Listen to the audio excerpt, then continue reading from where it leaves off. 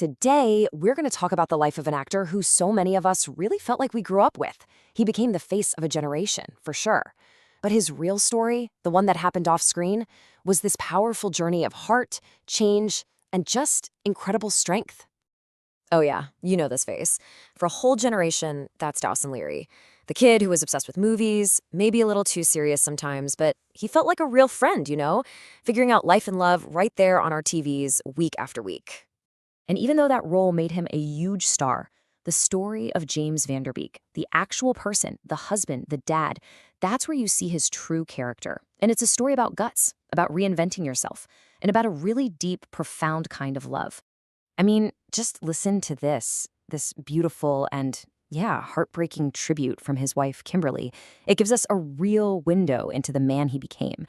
It speaks to a kind of strength that you just can't write into a script. So today, we're here to remember and honor James Van Der Beek. He passed away on February 11th, 2026, at the age of 48, after a powerful and very private battle with colorectal cancer.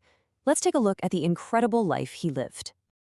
So where did it all start? Well, his path to acting was kind of an accident.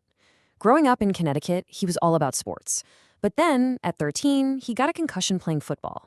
It took him off the field, and his mom was like, hey, why don't you try community theater?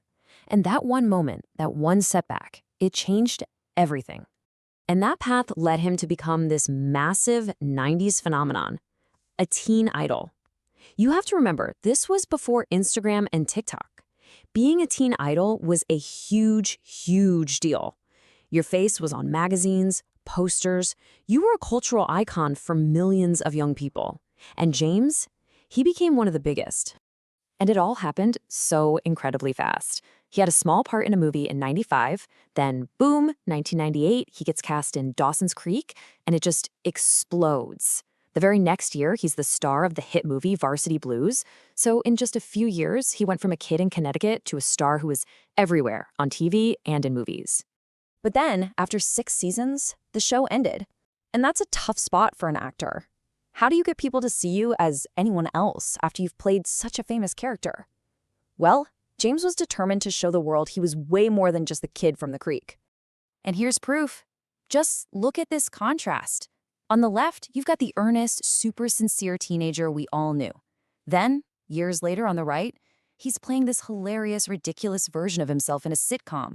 It showed he had this amazing sense of humor and was totally unafraid to poke fun at his own image. It was brilliant.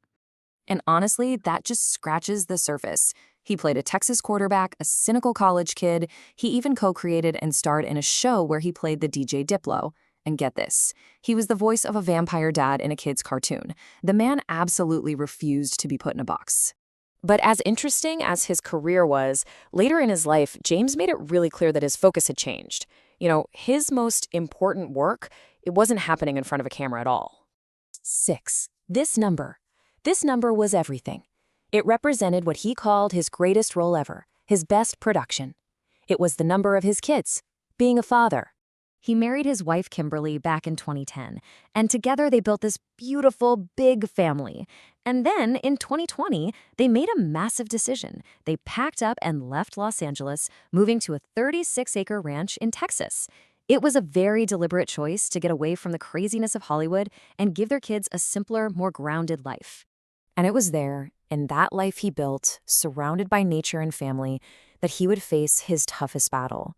This last chapter of his story, it's just full of bravery and true inspiration.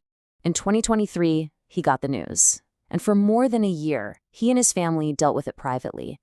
Imagine that, going through treatments, the fear, the ups and downs, all of it, completely away from the public eye. Now, here's the part that just gets me. Instead of seeing it as some horrible tragedy, he actually called his diagnosis a gift. He said it woke him up and gave him this profound, deep appreciation for every single moment, for his family, for the world around him, for just being alive. So when he finally did share his story, it wasn't about getting sympathy. Not at all.